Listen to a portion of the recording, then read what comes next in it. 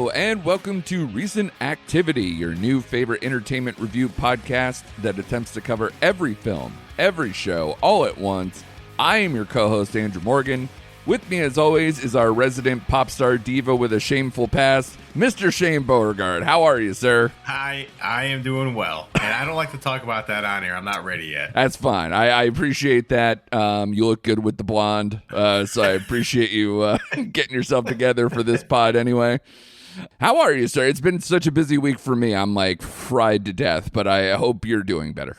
Yeah, man, you had a busy week, and I didn't think I had a busy week till I looked down and I watched like 5 movies and a bunch of TV stuff. And I'm like, well, it's a normal week. So yeah, I was about to say, we do this every time where you're just like, oh man, you know, like, oh, you're so busy, whatever. You watch a lot of stuff, and then you're like, I watched more things than you, though. So here, like, just make me feel better and then be like, you're never going to catch my numbers. Here you go. You're never going to catch me. Yeah, exactly. You're the fucking gingerbread man or whatever.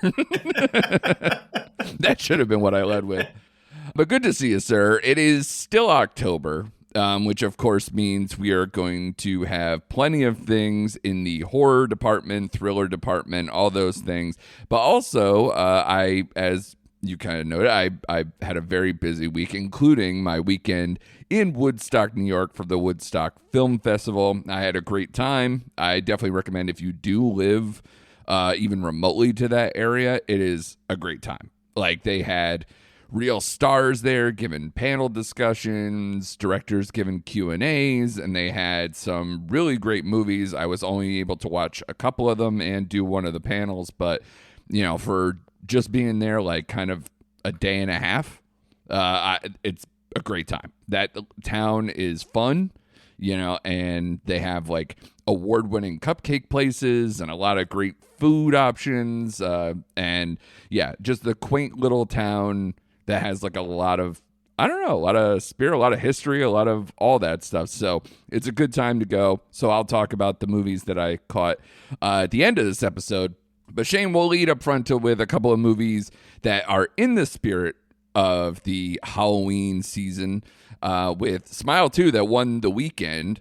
It had $23 million domestic weekend, which, by the way, was almost the exact number that Smile made in 2022. So if people think like, oh, you know, the first one was kind of like a big deal and hit the ground running, this one has the opportunity to do the same thing, which that one ended up making 105 domestic and 217 total. So this one, the international number, I think matched it or went a little more. So I think it's in like the mid to high 40s overall. So that's a good start for Smile 2. At least it's comparable. I'm sure they were hoping maybe to have like a little extra on that, little mustard on that when it's the sequel. But it's getting very well reviewed. In fact, I think probably a little better reviews than the first one. So, you know, it could have the legs that they probably really hope for. For anyone who didn't see the trailer 7,000 times, like Shane and I probably did, or is not into, has really gotten into this particular franchise just yet. The interesting thing about this one is that it does have, you know, a lot of similarities. What would you say? I've been saying to people, like, if they haven't caught it, it's like a lot in common with things like The Ring and It Follows. Is that like the comps? Yeah, It Follows is the perfect comp. Yeah. Yeah. So the first one, it was more just watching, what was Sophie Bacon's character? Like, she was more like a psychiatrist, right? And then it kind of followed around. So like a psych ward kind of thing, and then went around to people as it went, and then ended with someone who ends up being the beginning of this movie. So definitely check out Smile, and then, you know, go out to your local theater and see this one. This one is a little bit different because it focuses on one person, really. It does obviously happen to other people, but it's all centered around a global pop sensation, Sky Riley, who begins experiencing increasingly terrifying and inexplicable events. Overwhelmed by the escalating horrors and the pressures of fame, Sky is forced to face her past. Obviously, you know, facing her past to regain control of her life before it spins out of control, because she is coming off of a horrific car accident and a drug habit and getting sober and all those things, which obviously plays as like a giant kind of metaphor in this story. Where do I want to start with this one? I like this one. I'm curious to know whether you like this more or less or even to the first one, because I think I'm somewhere in the first smile impressed me more, especially it ended very strong, and a lot of people think this ending is like crazy and also as strong, but I didn't feel it in the horror sense strong as much as the first one. But I think this one has tons of great production value. I was very impressed by Naomi Scott, and I think, it's a strong movie, but I kind of like the first one better. Where did you sit with Smile 2?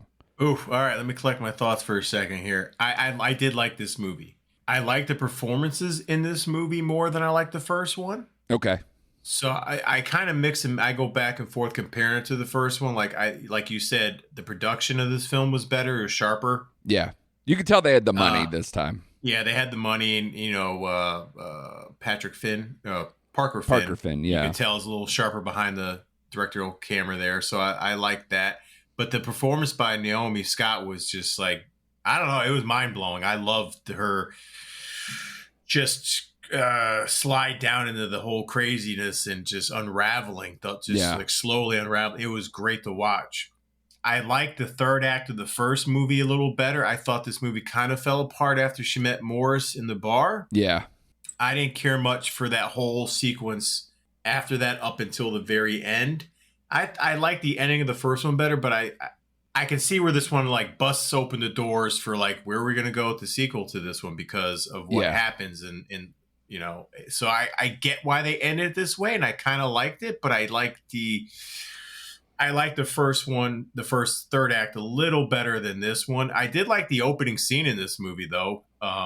The one shot they had was terrific. Absolutely. Yeah, it's terrific. It's funny that, especially, and of course you did. I was thinking of you actually while it was going on, because I was like, this movie is starting like an action movie, like a drug bust gone wrong or whatever, like any of those type of things. And yeah, it was impressive. I love seeing Kyle Gallner, who I think it's actually, if I read right, I think today is his birthday. So happy birthday to Kyle Gallner. But yeah, he's the man of the hour with Strange Darling and Smile 2.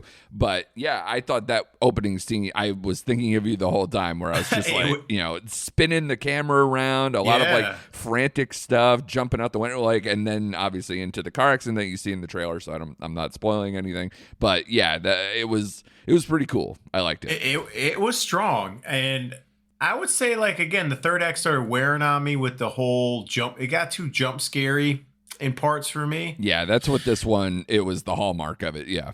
Yeah, it was too much of a stamp in this one. And I don't know, man. The third act rubbed me wrong because you can't tell where it's like, is she hallucinating? Which I guess is the point of the movie. That was my problem, too. I thought it was just too much of that use of like, all right, what's reality and what's not reality? And I guess they leave it open. I just didn't care much for it, but I did like the it's just kind of her.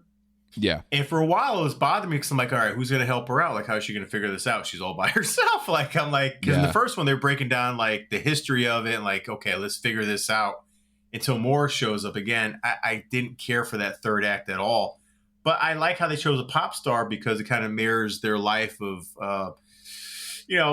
the Britney Spears just exploding and just all the mental anguish that can be caused by being a pop star and being in the camera and fame all the time. So I do like that parallel of the mental breakdown with that aspect. Yeah. But it was a strong movie. I go back and forth whether I like this one more than the first one. I think that, again, the ending to the first one kind of seals it. But I did like the bulk of this movie more than the first one. And I will tell you just real quick, I got mad. I go to the bathroom during movies now, and I don't apologize for it because I'm old. Yeah. So about an hour in, when it was a scene where they're going along and they're flashback into her and her boyfriend or whoever she was seeing got into the car accident. Right, yeah. I went to that, and there's two people that just got up and they walked out. And I heard the boyfriend say, "Fuck this movie, we're out of here." And I honestly my initial response was to kick them in their spinal cord so hard. Because I'm like, did you not see the first Smile? And if you didn't, you had to have seen this trailer, like you said 1,000 times. Yeah. What the fuck did you think you were seeing here? And it wasn't boring that first hour. Like, I don't know how you leave in that first hour of that movie. Yeah, I mean, the only thing that I can say as like a critique is that I thought the middle felt a little redundant, or like it was kind of spinning its wheels waiting to get to the end. And I think they just kind of maybe added some extra scares or extra people to kind of pad things a little bit, or maybe even try to set up a little more for like future franchise consideration. Right.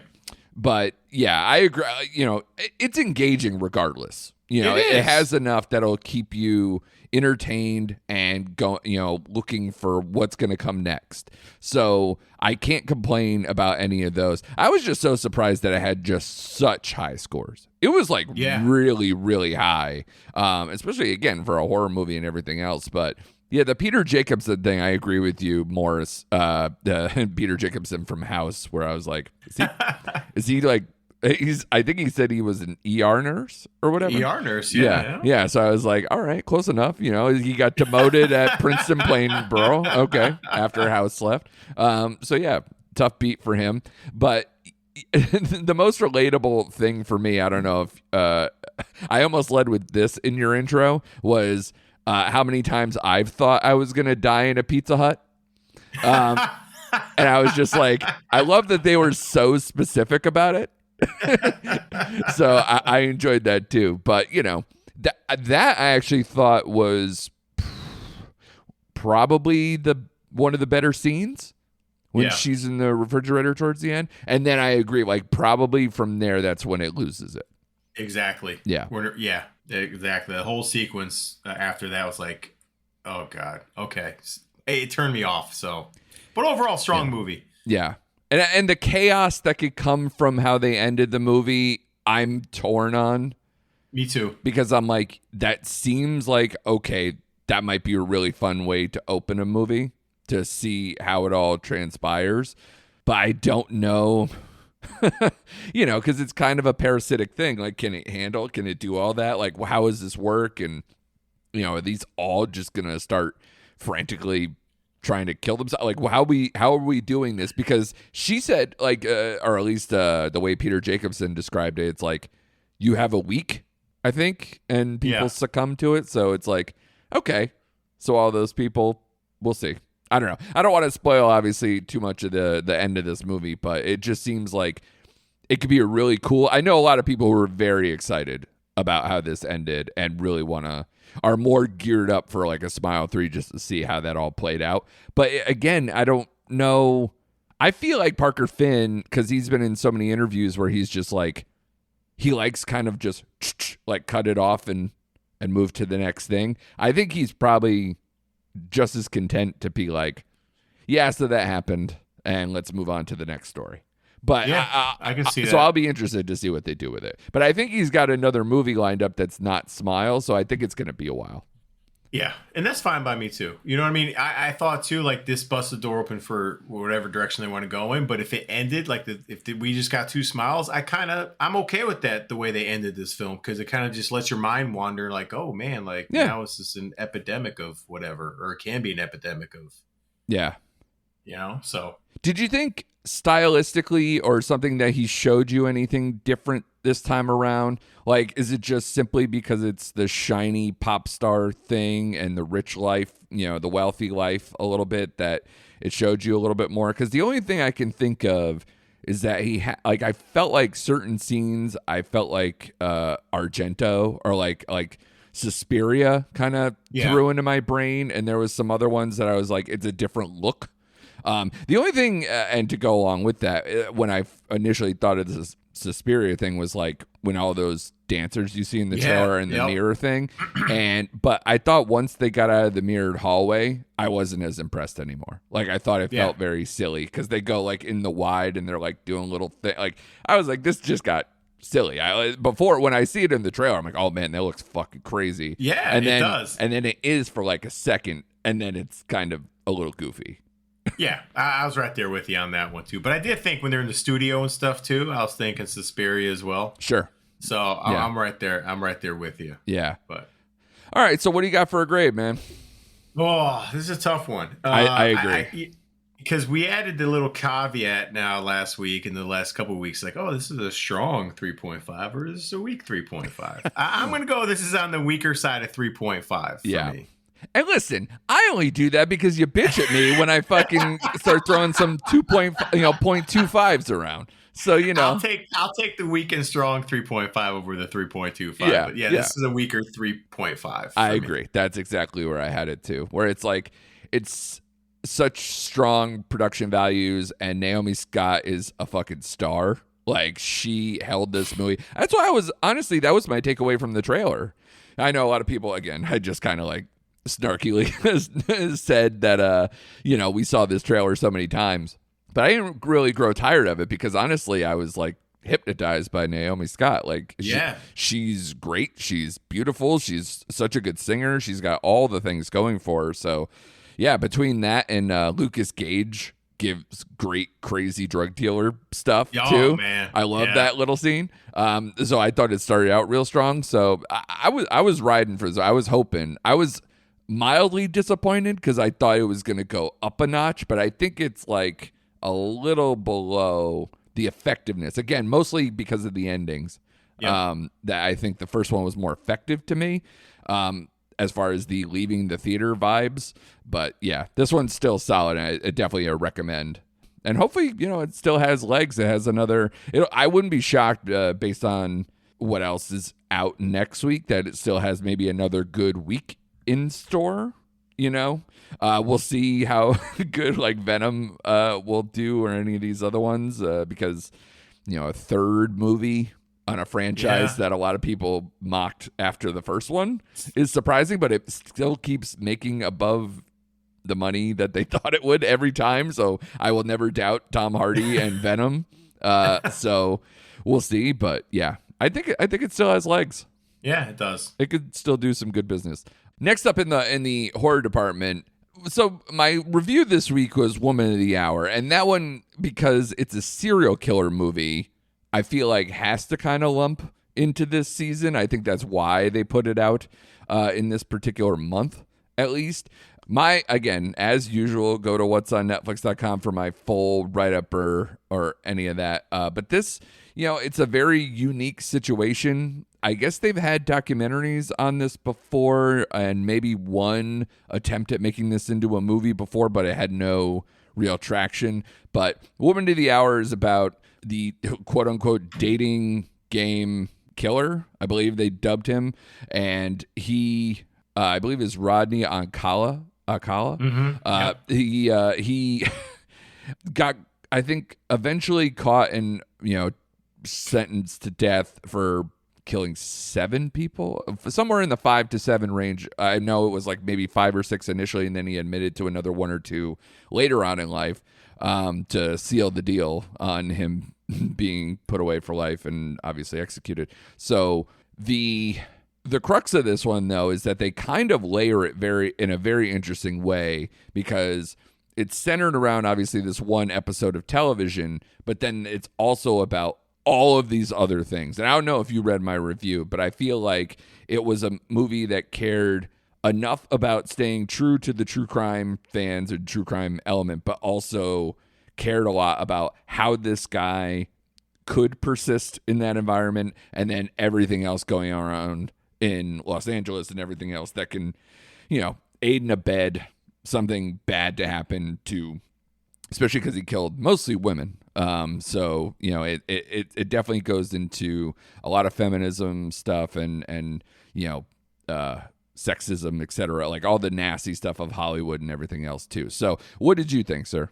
I thought this was a very tight movie. Like, I was impressed with Anna Kendrick's first time behind a camera. Yeah. I thought it was just, it hit that time period, the 70s, perfectly, I thought. Yeah. I just like the look of the film. It's very sleek. It's very tight. I liked her performance. I like you said, how they like tiptoed the line of like keeping one audience satisfied while keeping true to like the two different stories coming together. Yeah. And Cheryl's, wannabe actress, succeed in LA with this serial killer going on. And I think we mentioned off mic, which we'll bring on now, is like, It is horrific, but I felt like watching this, it's like the way Kendrick shot it, it's like she didn't really focus on the act of the kill. You know what I mean? Yeah. Like the scene where the woman was moving into her apartment, perfect scene. And then he helps her in, and then the struggle pursues. Like the way she shot it from pulling away and going to the overview of it, and then kind of panning through the top of the apartment. You can't really see. It was all, you could hear it and you could picture it in your head what's going on, but they didn't really. I thought she peeled that back enough, and I actually liked that because it wasn't just concentrating on the violence and like the atrocity of what he did. Right. So I was impressed with that, and it kind of kept me into the movie. And again, I really enjoyed it. I thought she was great. I thought Daniel Zavato was just creepy. Just creepy. Yeah. Oh, man. He was hard to look at. Hard to look at. Yeah. And I never heard of this case before this movie. I'll be honest with you. No, me neither. Yeah, which is shocking. Because I think we talked about Strange Darling, where I was like, this can't be a true story. I would have heard this by now. And I felt a little bit similar to this. And it's fully true. The scene that I was like really impressed with the survivor, Autumn, played by Autumn Best, the young hitchhiker that he picks up. Yeah, same. To have the wherewithal to get out of that the way she got out of it, I was impressed because 99% of the women obviously would not even think about going that route that she took. And I'm trying not to spoil it for everyone here. Sure. I was blown away because I wouldn't have had the wherewithal to even come up with that to get out of it. But I loved that scene, and I loved how she got out of there. But no, it's a nice short. It's like an hour and 33 minutes. It's very tight.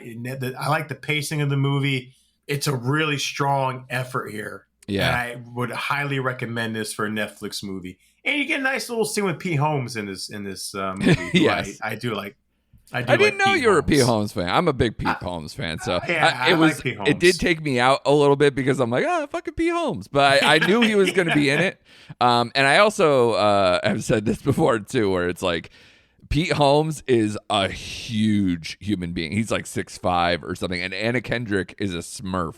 So seeing them next to each other was a little like, could we get somebody who is maybe, I don't know, 5'9", help this scene out a little bit? Right. But yeah, I guess that was maybe by design a little bit too, because the whole thing is, and it speaks to how they ended the movie. And that's why I liked a lot of how the examples of how women were spoken to and or, situated in certain examples. And I think I mentioned it in the article that the best example is the audience member who recognized him and ended up trying to blow the whistle, and they completely dismissed her and set her up with a fake meeting. It was just brutal. That was a great scene. And watching that show, like, it's just funny how like the innuendos and like the sexism was just rampant back then. They just didn't care. Yeah, they didn't care, and it was kind of eye-opening. And like, I love the scene with the audience member. She's all shaking in her car, and the boyfriend comes up, and it's like just like the times, like he doesn't really believe her. It's like, oh, it could have been someone else, or da da da. I'm like, God damn, man, and fuck the police. Like, they're worthless. Yeah, right. they're I mean, that was more like the security guard, but the police also suck because you see him get interrogated. You have all these other things, and they're like laughing later. Yeah. I was like, oh my God, this guy just gets off scot-free. And when the audience member went to the police towards the end, they like whatever, like get out, did you report this already? Yeah. Unbelievable, man. Just a sign of times, but great effort, man. And are you going to stick with your score you gave on your review? So, me, with those reviews, I cannot give halves. So I think this is a 3.5. But obviously, I gave it a 4 out of 5 on the site. Yeah, I'm giving it a straight 4. Yeah, I enjoyed this film. I thought it was strong. I would probably rewatch it at some point again. Yeah, I mean, I have, and it does hold up. But I don't know, something about the pacing sometimes, because it is so slow and methodical, but it's not. So she mentioned 2 movies. She really liked kind of positioning certain things with thinking about Zodiac and thinking about No Country for Old Men, and obviously 2 great films to try to live up to. And I understand the Zodiac thing because of how they they showed a lot of the murders that, and again, they're all outside of the dating game scenario. So I thought it was well positioned, and you get that with Zodiac, where I remember like, you know, the scene by the lake or whatever that they showed like the up close murders, but they obviously have to cloak and dagger the actual killer on that. But there's no doing Fincher though. No, you know what I mean? And there's like, the cinematography and tone and feel of a Fincher movie is very unique, and people who try to imitate him rarely catch it. So I think this was just enough different altogether, but I understand what she was going for. So I appreciated it more, like, because I'm just too in the bag for Fincher. So it's like, I get it, but you can't capture that like 7 Zodiac fucking nastiness and griminess, because he's the David Fincher is the bane like of directors, where like I was born in the darkness, I was raised in the darkness. Like he's just like full on dirtbag, and he loves it. And just, you know, between that and Mindhunter and everything else, like that dude loves to relish in awkwardness and disgusting people. This movie felt a little bit more like Message than Sinister. Yeah. Yeah. You're not going to get bone chills from it. Yeah, because Fincher's movies kind of wash over you. Like you could feel the dirt and slime and just pile up on you as you're in his world. Like, it's a different feeling. Like, you know when you're in a Fincher movie. Yeah. And this movie just felt like a way cleaner version of a Fincher. You know what I mean? And again, I think a lot of that's intentional, because it's like, look at him getting away with this shit in broad daylight. So I think there's a little bit of that too. So it's definitely a movie that the more you can kind of think on it, it ages well in your brain. It's not one of those like we've talked about, like say recently, like Saturday Night, where I'm like, oh, that washed over me too. And then like I got out and I was like, oh, well, this was kind of bullshit. This is bullshit. Oh, I heard this is actually bullshit. And then, you know, like it unravels a little bit in your mind. This one, it's like, it stays pretty solid in my brain even a week later. So that's good stuff. Speaking of good stuff, you got an early treat to something that you've been cloak and dagger about, and I'm curious. You said it involves this kind of time period, maybe in this genre stuff. So lay it on me, buddy. What do you got? Yeah, I was very excited. I got a sneak peek, and I kept you on your toes most of the day. And but you eventually did guess right, because it was Your Monster. Yeah, nice. I had early access to, which I was pleasantly surprised. And I'm looking forward to it. It's getting good reviews. I saw the trailer a couple months ago, and it caught my eye. I'm like, this could be interesting. And I'll tell you what, my initial impression was I really enjoyed this movie. Like, I had a smile on my face watching this movie. It kind of combines that nice rom-com that I'm normally not into, but in a good, fun way. But it also deals, and I know this has a horror tag on it, but it's really not. That's probably one strike against Caroline Lindy, who kind of wrote and directed this her first film. So being that, I thought she did a great job. And this is kind of based on her own experience with the breakup she had. Mm-hmm. So that's why at the beginning of the movie, they say it's kind of a true-ish movie. Okay. So it's kind of tongue-in-cheek. So, and honestly, it took me a while. This movie stars Melissa Barrera as Laura and Tommy Dewey as the monster, who I'm not familiar with him. But it took me a while. And watching the movie, I'm like, where do I know her from? Scream, dude. Yeah, but then Abigail as well. That's where it finally hit me. It's like she was an Abigail. I thought she showed another side. I thought she was funny. She was vulnerable. Let me just get to the synopsis of this movie real quick before I go on here. It says, after her life falls apart, soft-spoken actress Laura Franco finds her voice again when she meets a terrifying yet weirdly charming monster living in her closet. That's pretty much the setup. She is going through cancer treatment. She has cancer. Her boyfriend of 5 years breaks up with her while she's in recovery. So she goes back to her parents' house, where her mother don't know where her mom is, but she's living in here by herself, kind of aided by one of her supposed best friends, and that comes into play later in the movie. And then she meets this monster one night, and they kind of like have of course, it follows all the tropes of a rom-com. It's like they don't get along, and then they get along, and then they start falling in love. So it kind of paint by numbers, but it's still a fun watch to see them two get together. Yeah. So I really enjoyed it. And again, it was funny. I loved her performance. I just had a really good time. Where this movie kind of could have been helped out by was like the explanation of where the monster exactly came from in her life, because it does flash back to when she was a kid and he was always around her growing up. Mm-hmm. And I'm trying to speak around this movie because I don't want to spoil it for you. But so he's always there, but they don't really show that, like how it started. They don't really go into like what happened to her parents. We just know her mom travels a lot and is not at home, so she's kind of taking care of herself. So basically, she wants to get revenge for her boyfriend, who's a playwright, and he wrote this Broadway play, and it was supposed to have her in it. He wrote it for her. So obviously, he cast someone else in her place, but she still goes as a backup. What do they call them? The backup, like to the an main understudy. Role. An understudy. Yeah. So she's trying to balance out getting revenge on her boyfriend while falling in love with this monster until it all kind of comes together. But she's like a doormat. She's soft spoken, like it says. So like, he kind of helps her find her, like standing up for herself and like just, hey, you got to advocate yourself more than anything. So he brings something out of her that she didn't really have at the beginning of the movie. So I really liked it. Now the ending is where a lot of people have an issue with, and that's where like the horror element comes into, because it's strange, but it worked. It worked for me. Yeah. When you watch the movie unfold in front of you, it's kind of off-putting because you're like, oh, did that just happen? Is that happening? And then you're like, oh, shit. Okay. So not really a horror, more of a rom-com.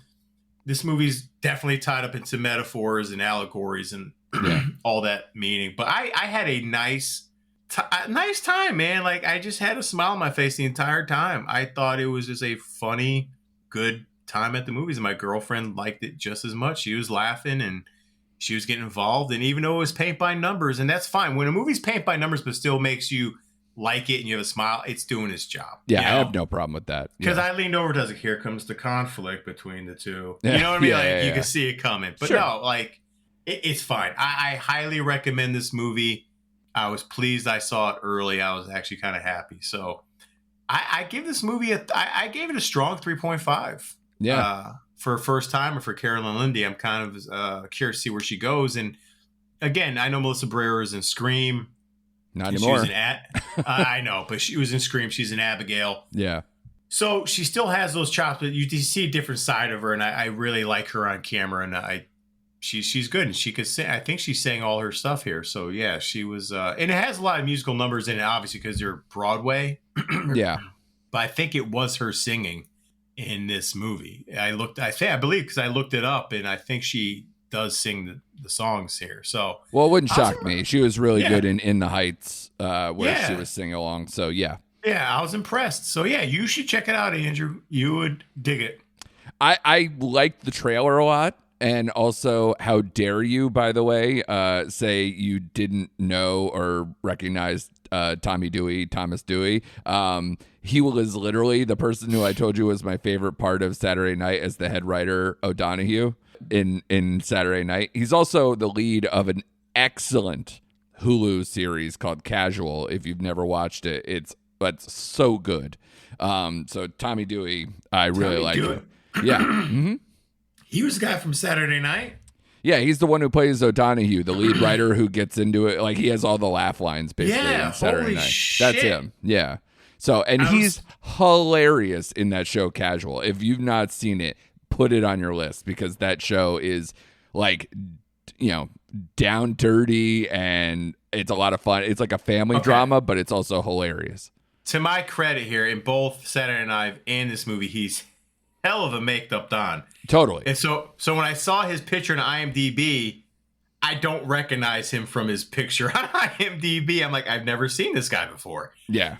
But now that you said it, yeah. I mean, you talk about someone like in the bag right now between Saturday Night and this. I mean, he's hitting on some cylinders right now, man. He's a funny guy. Yeah. And I know there's a billion seasons, but I know you're a big fan of It's Always Sunny, and I think he was on that too. So, get your shit together there, Shane. I know, man. I'm sorry. The picture threw me. I know, he's a good-looking dude, and then he covers himself. He's Brad Pitting himself, which is, like, make me as ugly as you can, or throwing some weird shit on me. Yeah, absolutely. Holy shit, you just blew my mind. Yeah, Saturday Night. Okay, real good guy, and impressive guy. I liked him, like I said, since I saw a Casual back. God, it ended like 6 years ago now, something like that. So 2015, they have it listed as. yeah, so yeah, it was on for a few seasons. So good shit, Hulu show. So I would definitely go check that out.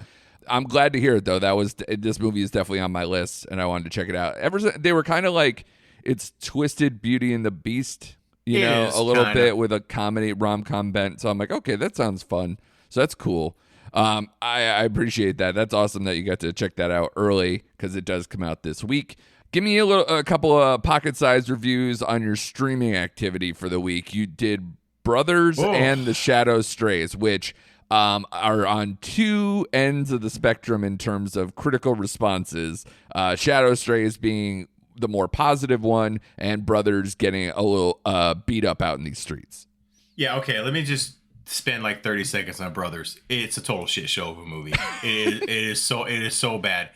I'm watching this and I felt like it's one of those movies they had in the can 6 years ago, and they were like, you know what? We need something to release on Prime. Yep. Let's go ahead and put this on Prime. Yeah. It is awful. You have Josh Brolin, Peter Dinklage, Glenn Close, Brendan Fraser, Marissa Tomei's in it. Like, great cast, right? Yeah.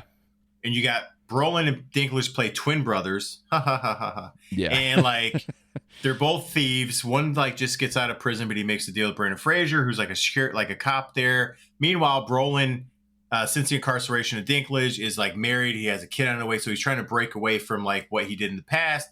Dinklage reunites with him and tries to get, and he gets him involved in this one last heist thing to, better everyone's lives. And Brendan Fraser's after him. It's a terrible movie.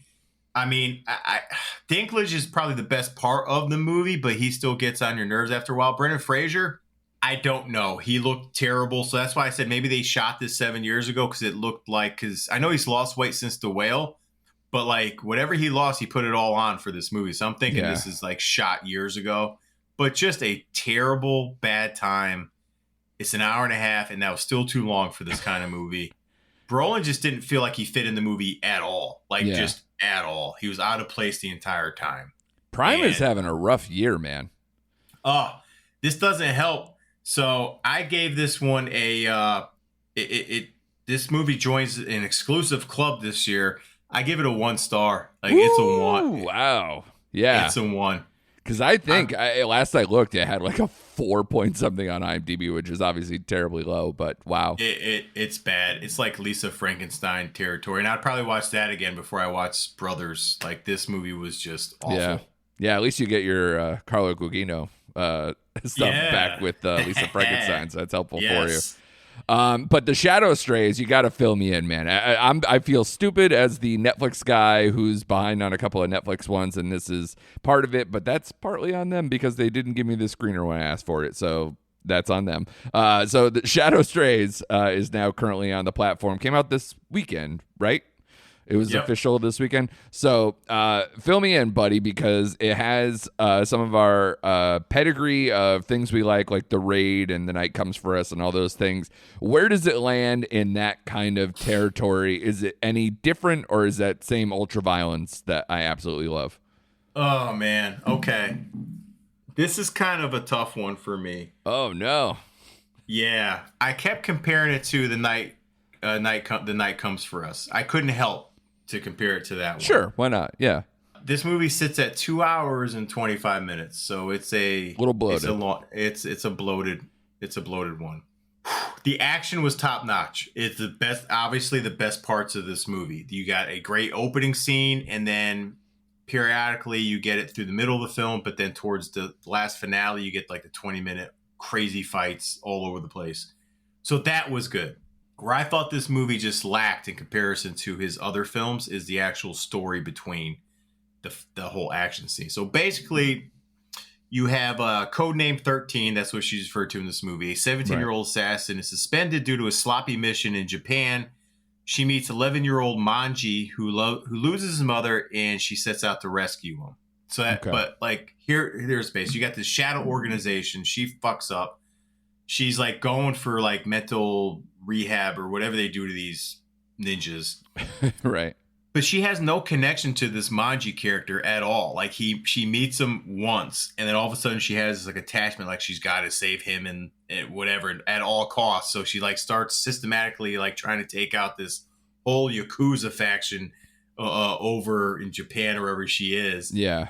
And it just didn't work. The story just did not work, and it bogs down the whole middle act of the movie is this. That's what she's focusing on, is trying to like plan her revenge and get this kid back and whatever.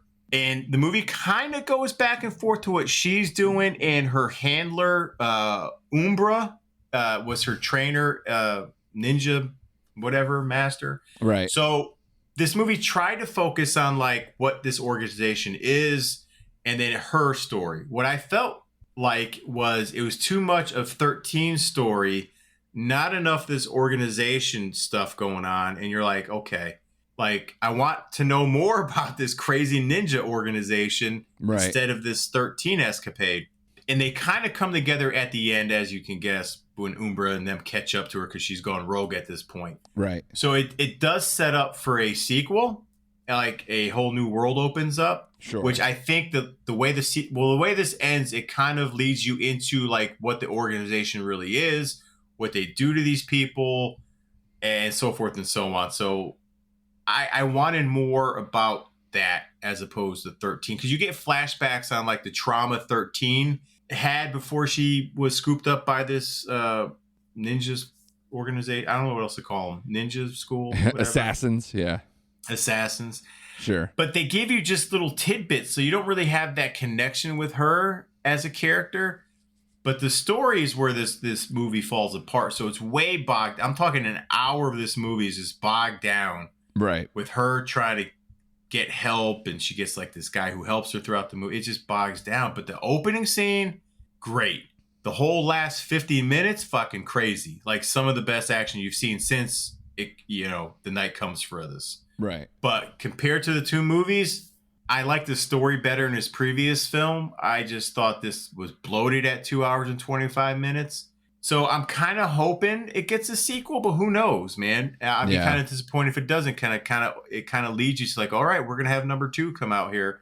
So it was good. It's definitely worth a watch. I ended up walking away giving it a 3. Like it's when it's good, it's good. Right. But it's just too bloated and bogged down in the middle with the whole story. And it gets ridiculous. I mean, a lot of these movies tend to do that. Like even The Night Comes for Us, if I remember correctly, aren't they just guarding like a child or something while he's trying to exit, get out of the gang? Or what? He's in Triads. Triads, yeah. So it's like, he doesn't commit murder on one person when they go to like a village or something and kill all these people or whatever, and then he that's when he decides he's getting out and then takes that person with him, and then they're hunting him and the girl or whatever that he's protecting, if I remember correctly. It's exactly right. But I think what helped in that movie, that was like 5% story, 90% action. You know what I mean? Like it was and like 20 minutes shorter. Yeah, and 20 minutes shorter. Where this, I thought he tried to like write more of a story, and it just fell flat. Because again, there's no connection with this Manji character, and it became laughable when she's trying to save him. And I'm like, okay, all right. So and 2 absolute studs in Night Come for Us that you knew from the raid. So it's like, that was a reunion of sorts. It had that big fight at the end with those 2 that it was setting up for. So it's got all of that stuff. So I wonder if this one was just a matter of like, maybe they saw the opportunity that maybe they can build another franchisee type thing. Yeah. And so maybe that's why it's got a little more bloat, maybe a little too much story. Yeah. I do still recommend it. It's a hell of an action film, but don't think you're going to get A Night Comes for Us when you're watching this. Yeah, it went to TIFF, and I was surprised that a film like that went to a film festival route. So, and they got pretty solid reviews out of that. So I guess that was enough for them, and then put it straight out onto the platform. But listen, I mean, I'm in the bag for whatever he's gonna do. So I'm in. I'm gonna check it out anyway. But yeah, 220 is a little disappointing. It's a long time. It's a long movie. Yeah. But I'll get to a couple of movies that also have been front and center of the awards race. When I was in Woodstock, I was able to check out 2 films ANORA and EMILIA PEREZ, and both are very strong movies. They're listed as, kind of almost a little bit of the 1-2 in the Oscar race right now, depending on who you talk to. And they're obviously waiting for a bunch of movies to kind of come out still, or at least get to general audiences to see how it's going to go. First movie I'll talk about is ANORA. It's Sean Baker's new movie. If you ever seen Red Rocket or The Florida Project or Tangerine or any of those, that's Sean Baker. And gosh, this movie it definitely will make you feel like the type of feeling when you watch Uncut Gems that has a lot of like Safdie brothers kind of feeling to it. So if that tickles your fancy, you will at least enjoy it on some level. The difference is Sean Baker, this one has such a almost like shockingly low-key, dour, emotional end that you wouldn't expect based on how the rest of the movie is. Because the rest of the movie, like especially the beginning of it is this kind of like, just strip clubs and party time and this kind of, awkward romance put together through a Russian oligarch's son who's, camping out in New York while his parents are still in Russia doing their business deals. He's a 21-year-old that never worked a day in his life, just spoiled rich kid, just, living in a mansion, getting watched by these other like security dudes, otherwise just doing whatever the hell he wants. And he ends up at a strip club where he meets Mikey Madison's character, ANORA, who goes by Annie, however you want to be. And then they have this whirlwind romance where it's like it goes from a night of the strip club and then it turns into, come hang out with me and, I'll pay you to be here. It turns almost Pretty Womanish where it's like, yeah, I'll pay you for the night. Oh, now I'll pay for a week. Oh, we should do this longer. And then it becomes more than they ever thought. The difference here is it then turns into a fucking screaming match and yelling and screaming and hitting and violence and like almost just it gets to be almost cartoonish. Like there's a lot of laughter in this movie. It's weird that like, again, you can really compare it to a lot of Safdie brothers stuff in that regard, like your Good Times or Uncut Gems or any of those type of things where it's this franticness, this energy, this aggression, all these things with, criminal world people and everything else. But man, like it almost gets to the point I'm like, it almost feels like you're watching like a movie like The Hangover or something where it's, something huge and crazy went wrong. And then now you're just sitting in it and it's unfolding and you're just like, you don't know what the hell is going to happen next. Like who's going to show up and what's going to happen. So they have a lot of that in the mid part of this movie. And then it turns into just this very weird scramble to kind of try to undo what's already been done. And then the family gets involved in all these things. So I don't want to spoil it too much because this movie is going to rely on trying to do well in theaters if it's going to have a chance at winning like a Best Picture thing, which some people think it has contention. But honestly, that's where my brain kind of broke watching this movie, where I'm like, I'm really entertained. I enjoy this movie. Mikey Madison's great. Everybody's good in it. It's very funny in spots. It's very aggressive. It's very in your face and has kind of a very interesting message with Mikey Madison's character a little bit, but there's not a humongous takeaway from me. I think it's very well done, but that's what got in my brain where I'm like, this is the Best Picture frontrunner? Like this movie, like Uncut Gems didn't even get nominated. Like, right. What are we talking about? And I thought that movie, I think that's like a 5-star superstar movie for me. So like this movie to even come close to that is impressive and good, but I'm like, wow, I don't know if the Academy is going to wrap their arms around this the way people think. So that's the only thing that bugged me. Otherwise, it's at minimum a 4. I think, it could go higher. It made me start questioning my top of the heap list, which was a good thought, Okay. So this is definitely, but especially if I, just by your reaction and stuff, listen, man, lots of strip club, you know what I'm saying? And there's like a bunch of sex in this, and then and then it gets intense and crazy. And so if you like all of that mixture, I think you'll at least be like, that was super entertaining. If not something better. Saw this trailer several times, and actually it did pique my interest. Like, I did want to watch this film. I don't know if I went to the theater to see it, but after you had the Safdie brothers in there. This, I think you want to see it with people. Okay. Because I enjoyed it a lot more because of that, I think. Because it was a film festival. It's a packed house, small house, but a packed house. And just hearing the laughter with it and engaging with it and everything else, I think it enhanced the viewing for me, for sure. All right. Well, you sold me on it, sir. You did your job. You sold me on it. I think it goes limited, not this weekend, but next. So, definitely keep an eye out for that if it's around Hollywood South for you.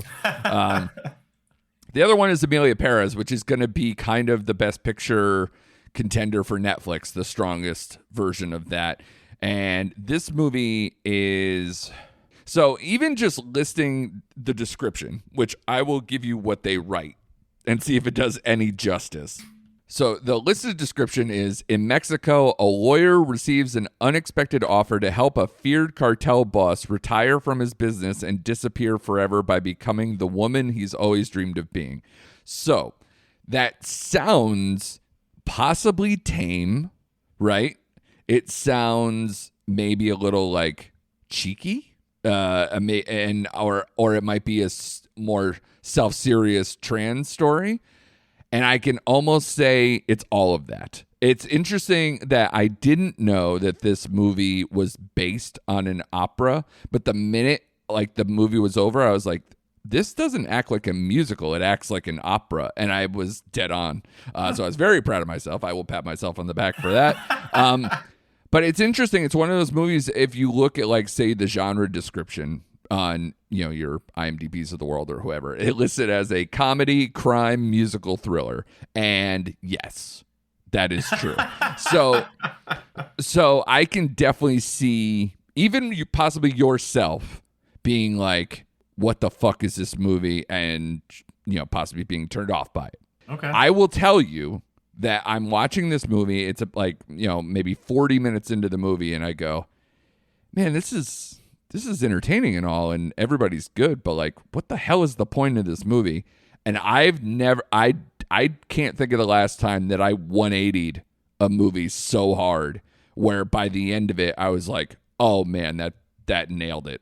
And especially a movie that's 2 hours and 12 minutes. It has singing because it has the musical elements. People are laughing in the theater, and I think they didn't know whether they should, but it's weird that they do list it as having comedy elements, but it's a freaking feared cartel boss who becomes a woman, full surgery, full everything. And then the interesting thing about this movie is that it's not just another like, oh, it's a trans movie, so it's got to be about identity and all these things. It is, but it also is like about how much you can change your appearance. You can try to change things about you to maybe improve your life, but your past is still your past, and everything is still going to either catch up with you, or it's going to have to, you have to decide what you're willing to leave behind and what you're not, and how much that affects you going forward, because you can, you can change something about yourself and try to improve yourself all you like and become your best self. But essentially you still need to own up for who you were before that and who you're going to be after that. And this movie reckons with it all the way through. And so it's impressive to see the layers of it. And it's done by an extremely deep cast that everybody was really good. Zoe Saldana, Carla Sofia Gascon, who plays the cartel boss turned Emilia Perez, who's the movie's named after. Selena Gomez is very good in this as well. You have Edgar Ramirez and a few others that are just like really good, really good. And so it's kind of this, it's a movie that like, it's tough that the musical stuff, it's there. It's not a lot. And maybe that might be a little weak at times. But man, Zoe Saldana kills her parts. And I think there's a lot of enough good parts. And interesting, obviously you have Selena Gomez, who's a pop singer, so that can't hurt to have her doing some numbers here as well. But yeah, it's a lot of movie, but it shocked me how much I liked it after it got your hooks into you, because like I said, the first 40 minutes is like, okay, Mexico City's corrupt. She's a lawyer. She gets approached by a cartel. And then the cartel is also kind of like, he's intense, fucked up dudes, but then also is asking for this. And then she's hunting down someone to do the surgery so he can get out and do all these things. So that takes up a lot of time in the beginning. But once it really kind of goes post-surgery, I think it's like incredible. So, okay. I really would struggle to see you liking this movie. I hope for the best. I mean, we've had this before where I think I told you I didn't expect you to even watch, let alone enjoy Power of the Dog years ago. And you're like, I watched it. Or no, it was Lost Daughter. Maybe it was both. And you were like, yeah, I watched all of it. I'm like, good for you, man. And that's, I think it deepened our relationship back then. So that was helpful. So to me, I think Emilia Perez and ANORA are very strong movies that deserve to be kind of like towards the top of the heap of this year. I don't know if in my brain that I don't think they're better than Dune Part 2. So it still angers me that people are just like, we'll wait for the third run in Lord of the Rings this shit. I'm like, no, don't do that. Do you know anything about the novels? And we're going to have to wait like 2 years I think before they even start shooting, I heard. Like, come on, give them their flowers now, and just whatever happens later happens. Don't Empire Strikes Back it. Don't do it. Don't overthink it. Just give them the goddamn gold and let's do it. So we'll see, but definitely both movies definitely worth watching. Netflix, they'll have like probably a short run before this lands. I think mid-November. So on the platform. So. Yeah, definitely check those out. They're both, if I had to put scores, I'm in that strong 4, might tip higher later after another watch. So we'll see. So it's good, in that. buddy. I think they're both like top 5 or in that top 5 category. Okay. Well, listen, I will try my best. I will give it a watch. Yeah. In the spirit of all that, I was there over the weekend with my girlfriend and Mike. Also Mike from Mike and Oscar, and I will be on their podcast tomorrow night, which will probably come out quite soon after, because that's their deal.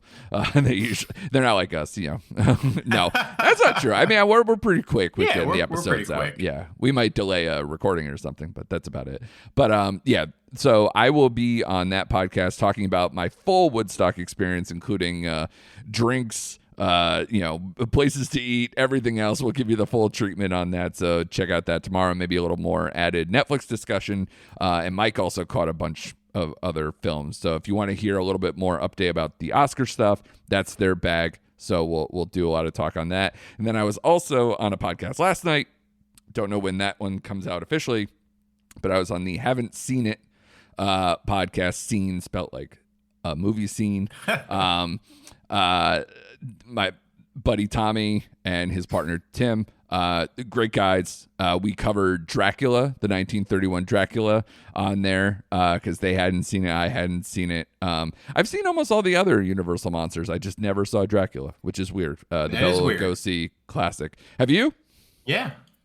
What do you think of it? Because not to spoil the episode, but it was not overly embraced in the episode. Let's put it that way. It's been honestly, truth be told, I haven't seen it since I was probably a kid. You know what I mean? Yeah. So I can't like really speak on it. I just know I liked it as a kid. Like I'm into the Universal Monster universe as growing up. They were my favorites, like Creature from the Black Lagoon. Sure. Was my favorite, and then just I was into all that stuff. So I can't give you a fresh perspective on it, but I do remember liking it when I was a kid, which Yeah, I know our friends at The Pint did like a whole section where they covered the whole Universal Monster thing. Like I think that was last year or 2 years ago they did it. And I meant to almost like kind of do a watch along with them. I still listen to a lot of the episodes they did because it was funny to hear them kind of rip them to shreds a little bit too at times, or what's outdated or clunky about them. But it's interesting. I definitely remember probably Frankenstein the most vividly, but outside of that, I think a lot of them, it's been a while since I watched them. So I would want to update that. But I know for right now, Dracula is on Amazon Prime. That's how I was able to watch it. The transfer isn't great. Like, it's not the cleanest, viewing experience. I'm sure there's probably a more updated remaster or some kind of better way to watch it, but that was the only way I was able to watch it. So if you want to catch it, I think it's there until the end of the month. So, you could check it out there if anybody's interested. And then obviously check out the podcast when they drop that. I'm sure it'll be soon because we want to keep it in the Halloween spirit, right? So definitely did that, and then talked about some of the movies we talked about here because I was fresh off of watching everything else too. So yeah, it was a good time. A lot. I know. It always is. Yeah. No, this happens to me all the time. Like, I'm not a guest on like a frequent guest of anybody or whatever. If anything, like Mike, and Oscar maybe have me on a few times a year or whatever. But this always happens. If somebody asks me to be on it, I'm like, cool. And then they're like, somebody else will ask me, and then I'll be like, oh shit. It's like now my week is like completely stuffed, and it's just ends up being too much. But it's never enough. And obviously I have to write my review this week doing Don't Move. Is that what it is? I believe the Sam Raimi produced movie on Netflix that looks like it's like a woman gets a paralytic. She has 20 minutes to kind of like run away and figure out how to get out of the person's grasp or whatever. And it's like every 5 minutes there's like some new ailment that slows her down and everything else. And it seems interesting, but we'll see. So good times. Yeah, absolutely. What are you looking forward to? You already cut out your monster, which is excellent. So that's great. So you got your prison boyfriend Tom Hardy in Venom: The Last Dance. Clearly inspired by Michael Jordan and Friends, I would imagine. It's all about my prison boyfriend right now. Like he's it this week, baby. I'm all over it, man. I'm going to try desperately to see Conclave because that was part of my 10 most anticipated movies in our episode we did not too long ago, and it is another one of those that very well could be in the Best Picture running. So that is probably what we will cover next week, outside of obviously any of my Netflix commitments or anything else. And hopefully, I know I'd love to see your monster too, but I don't think I will have the bandwidth this week to get to that. Do you know of anything else that's like streaming or anything else coming? Not off the top of my head, I do not. Like, I'm scared of Amazon Prime now. Between don't. It's between Jackpot, Ricky Stenicki, this Brothers, like not a very strong. I'm blanking if they had one, I think, popular movie, that Anne Hathaway thing, and then I can't remember them having something else that like that was crossed probably over. Their biggest movie. Yeah, you didn't like House of Spoils or whatever. Correct. Right? Yeah, correct. They've been knocking the shows out of the park, but like as far as movie side. Like, Brothers makes Ricky Stenicki look like the Godfather. Like, Jesus Christ. God damn. That's horrible. Oh, my God. All right, man. Well, great job by you as always covering the field. We always get everything from streaming recommendations or not recommendations. So you got to listen to us every week to know how much you're going to make a mistake in your life, because we'll do it for you. Yeah, we will. Yeah. So excellent job at Recent Act Pod on the socials. Check us out. Subscribe now because it's going to be the big push, everybody, where I think we caught it last week where it was like there's 1 week that's kind of like not a lot going on, and then coming up, sure as hell, there will probably be a lot more. And God, I know Thanksgiving is like just brutal. It is. Because I was looking at my Netflix job, don't want to belabor this. We're at the end of the episode, but like I believe they have 3 movies coming out on November 22nd for Netflix, and so that's already killing me, including the piano lesson. And then Gladiator 2 and Wicked come out on Thanksgiving too, so it's like, good God, that's 5 right there, and that's just off the top of my head. So everybody buckle up, subscribe now, and be sure to come back next week for more recent activity.